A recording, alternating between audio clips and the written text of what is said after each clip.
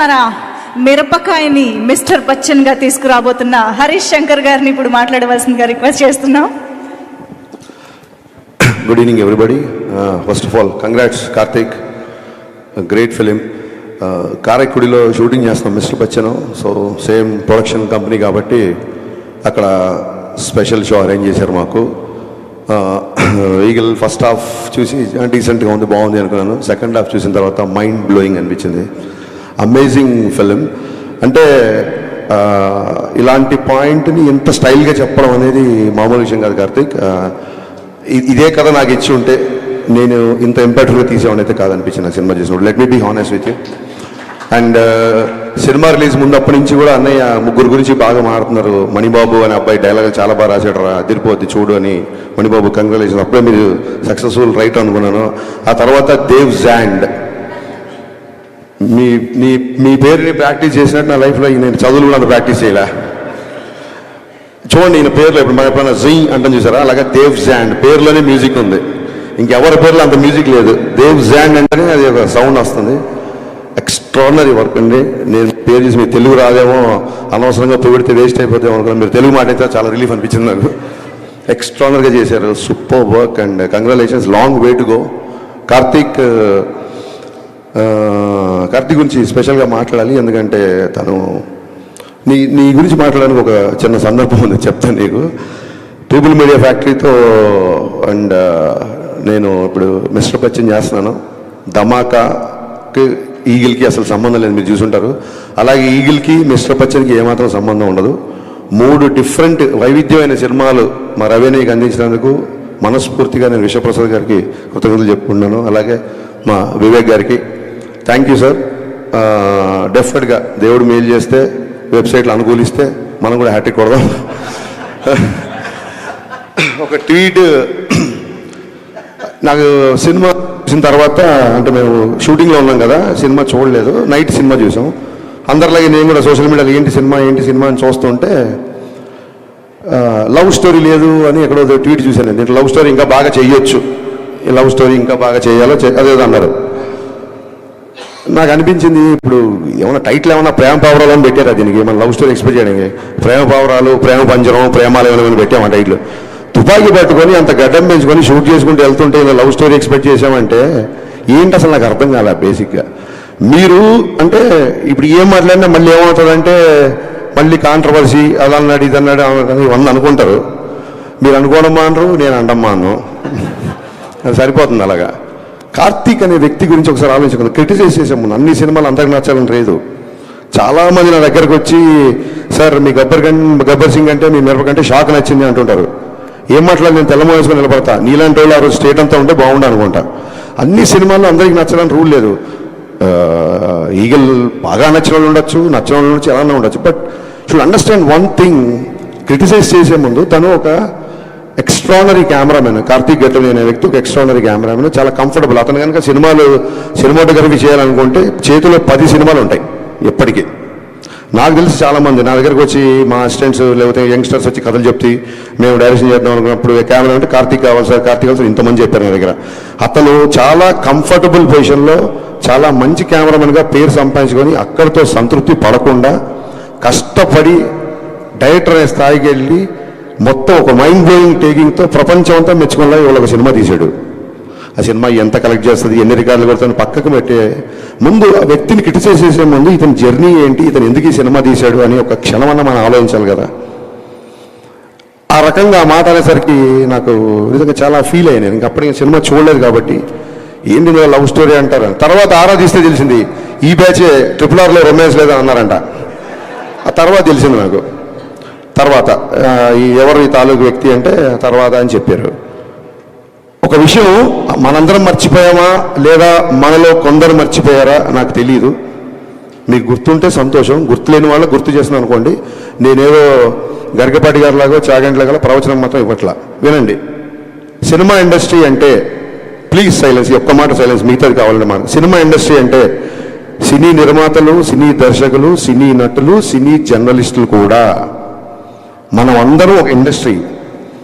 మీరు మా మీద రాళ్ళు, మేము మీద రాళ్ళు వేసుకోవడానికి మీరు ఆ గట్టున మేము ఈ గట్టున లేవు. సినీ జర్నలిస్టులు అంటే part of industry. Please don't ever forget that. మీరందరూ మనం కలిస్తేనే ఇండస్ట్రీ. మీరు పబ్లిసిటీ చేయండి, నా సినిమాలు జనాల వరకు రీచ్ అయ్యా అవ్వలేదు కదా. మనం ఒకరి మీద ఒకరు రాళ్ళేసుకోవడం ఏంటి అంటే ఈ థాట్ నాకు ఎందుకు వచ్చిందంటే, నేను సురేష్ కొండేటి మీద ఏదో కౌంటర్ వేసినందుకు నాకు ఒక 200 ఫోన్లు వచ్చినాయి. గబ్బర్ సింగ్ ఎన్ని ఫోన్లు వచ్చినాయి, ఆ రోజు అన్ని ఫోన్లు వచ్చినాయి.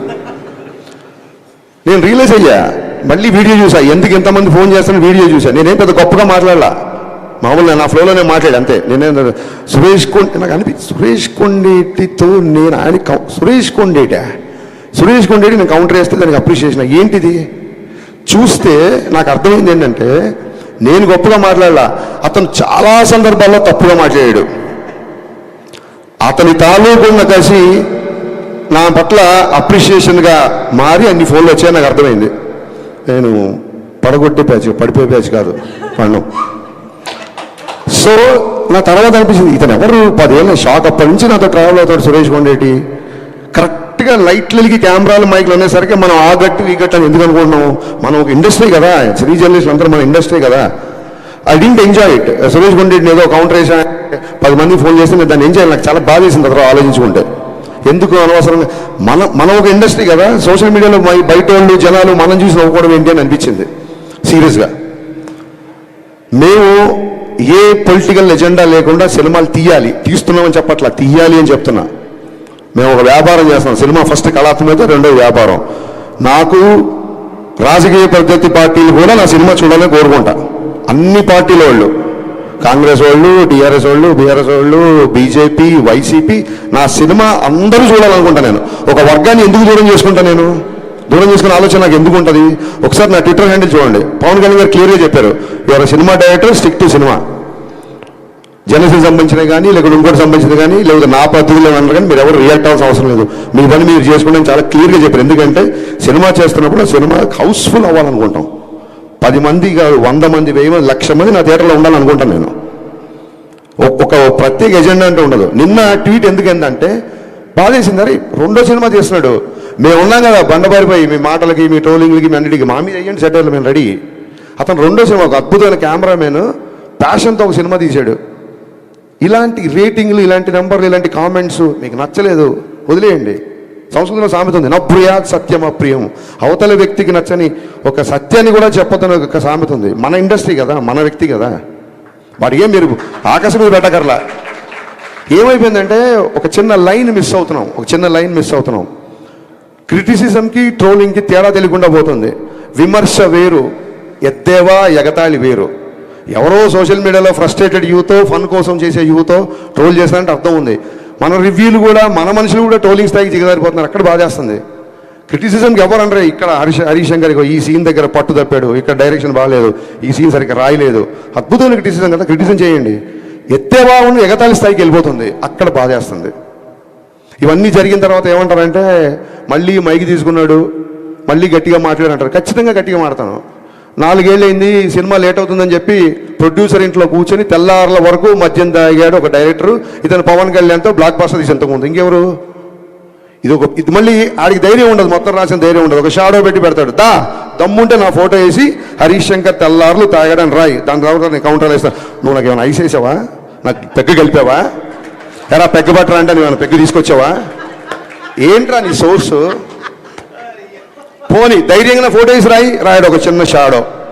How long we should take all this non sense, I'm asking.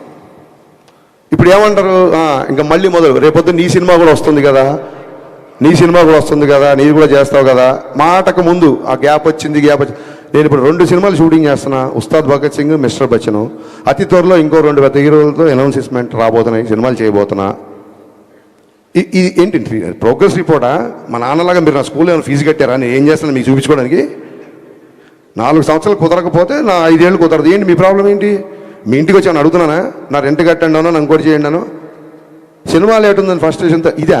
నాకు తర్వాత అనిపించింది, ఎక్కడో చదివా, హరీష్ శంకర్ తాగిన మద్యం గురించి మాట్లాడడం కాదు.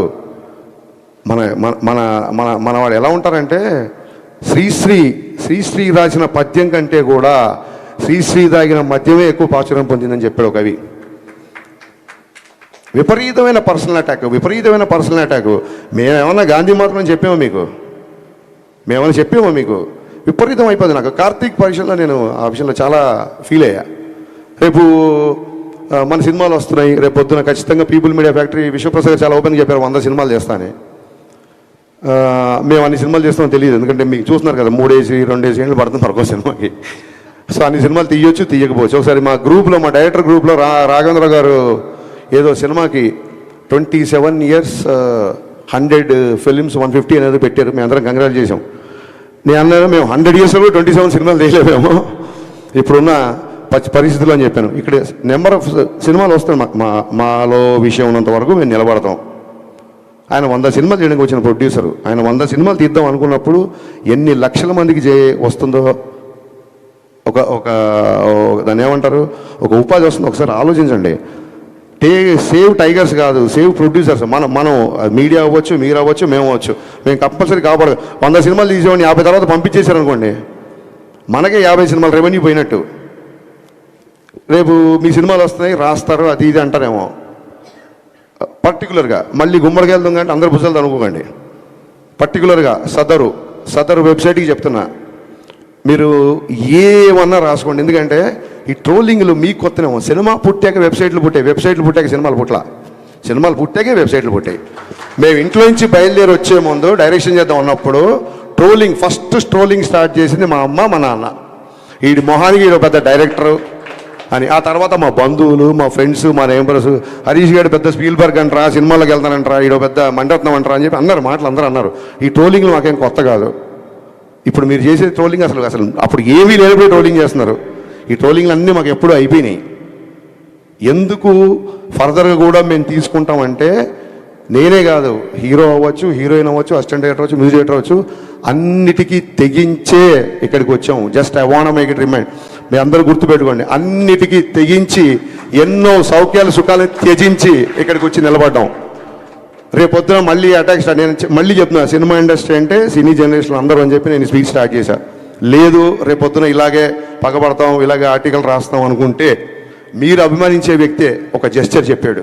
ఆ జెస్చర్ మీకు గుర్తు చేస్తున్నా, రాసుకోండి. Thank you.